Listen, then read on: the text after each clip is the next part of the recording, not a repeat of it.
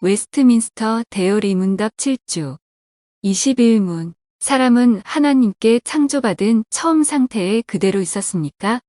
답. 의지의 자유를 받은 우리 시조는 사탄의 유혹에 빠져 먹지 말라 하신 열매를 먹음으로 하나님의 계명을 어겼으며 그리하여 창조받은 무죄의 상태에서 타락했습니다. 아담과 하와는 하나님에게서 의지의 자유를 받았습니다. 그들은 자유롭게 모든 것을 스스로 결정할 수 있었습니다. 심지어 하나님의 계명을 어길 수도 있었고 하나님의 계명에 순종할 수도 있었어요. 하나님께서 그들에게 자유의지를 주신 것은 자발적으로 하나님을 기쁘게 섬기고 하나님의 계명을 기꺼이 따르기를 바라신 것입니다. 하나님은 처음 인간에게 자유의지를 주셨지만 선악과를 먹지 말라고 하셨습니다. 선악과를 먹으면 반드시 죽을 것이라고 말씀하신 것입니다. 이것은 하나님과 아담이 맺은 언약입니다. 그래서 아담은 이 언약을 지켜야 했습니다. 이것을 보면 아담은 자유를 가졌지만 그 언약 안에서 자유를 사용해야 함을 알 수 있습니다. 다시 말해서 언약 안에 있고 언약을 지키는 것이 인간의 참된 자유임을 말하는 것입니다. 또 앞서 말했듯이 하나님은 인간이 하나님께 받은 의지의 자유를 가지고 그분의 언약을 지키며 살기를 바라신 것입니다. 하지만 아담과 하와는 마귀의 유혹에 빠져서 선악과를 먹지 말라는 하나님의 계명을 어겼습니다. 하나님께서 주신 의지의 자유를 잘못 사용한 것입니다. 마귀는 선악과를 먹으면 하나님처럼 될 것이라고 유혹했습니다. 결국 유혹에 빠져 아담과 하와는 하나님과 맺은 언약을 어겼습니다. 이 유혹의 과정에서 하와가 하나님의 계명을 잘못 알고 있음이 드러났습니다.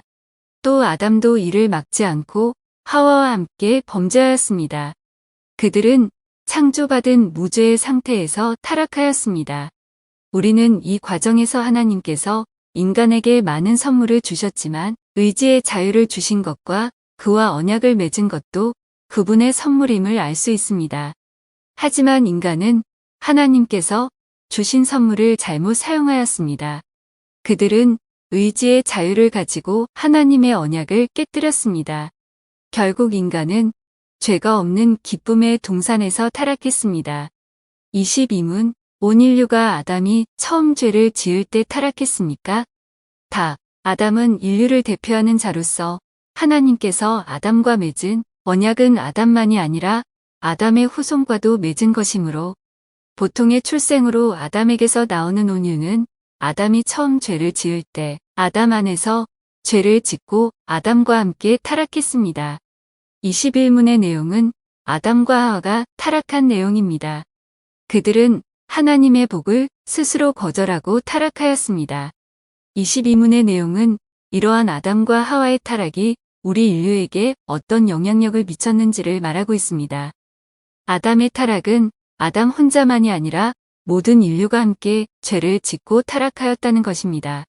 이것을 신학적인 용어로 원죄라고 말합니다.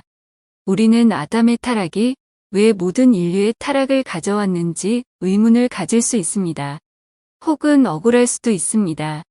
아버지의 죄와 그 비참한 결과를 아들이 물려받는 것이 불공정하기 때문입니다. 하지만 우리는 모든 사람들이 죽고 비참한 삶을 살고 있음을 눈으로 보고 온몸으로 경험하고 있습니다. 이것을 보면 우리는 아담이 인류의 대표자로서 그가 언약을 어긴 것 때문에 모든 사람도 아담 안에서 죄를 짓고 아담과 함께 타락하였음을 인정해야 합니다. 하나님께서 그에게 그러한 지위를 부여하셨습니다. 여기서 우리가 주의할 점은 두 가지가 있습니다. 첫째, 예수 그리스도는 아담 안에서 죄를 짓고 아담과 함께 타락하지 않으셨다는 것입니다. 왜냐하면 예수 그리스도는 보통 출생으로 태어나지 않았습니다. 그분은 성령에 의해서 잉태되셨기 때문입니다. 둘째, 예수 그리스도는 아담처럼 언약의 대표자가 아니라 언약의 중보자가 되십니다. 즉 아담은 모든 인류의 대표자로서 하나님과 언약을 맺었습니다. 그래서 아담은 모든 인류에 대한 언약의 대표자라 할 수 있습니다. 하지만 예수님은 아담처럼 모든 인류를 대표하여 하나님과 언약을 맺은 분이 아닙니다. 오히려 예수님은 아담과 인류가 하나님과 맺은 언약을 지키지 않은 것을 성취하신 분이십니다. 즉, 예수님은 언약의 중보자가 되십니다. 또 예수님은 모든 인류가 아니라 그를 믿는 자를 위해서 언약을 성취하셨습니다. 예수님을 둘째 사람으로 말하기에 예수님을 아담처럼 새 언약의 대표자로 오해할 수 있습니다. 하지만 둘째 사람은 아담과 비슷한 분임을 말하는 것이 아니라 대조하고 있는 표현입니다. 예수님은 첫 인간 아담처럼 인류의 대표자로서 하나님과 맺은 언약을 지켜야 하는 분이 아니라 오히려 첫 인간 아담이 깨뜨린 언약을 성취하시는 중보자가 되십니다. 즉, 그분은 모든 인류의 언약의 대표자가 아니라 그를 믿는 교회의 머리가 되십니다. 이것이 아담과 그리스도의 차이점입니다. 따라서 롬 5장 19절도 이와 같은 이해를 가지고 해석해야 합니다.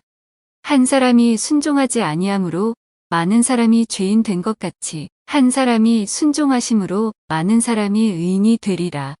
아담은 언약의 대표자로 불순종하여 언약을 깨뜨려 모든 사람이 죄인이 되었다면 예수님은 언약의 중보자로서 순종하여 언약을 성취하심으로 신자들이 의인이 되었다는 것입니다.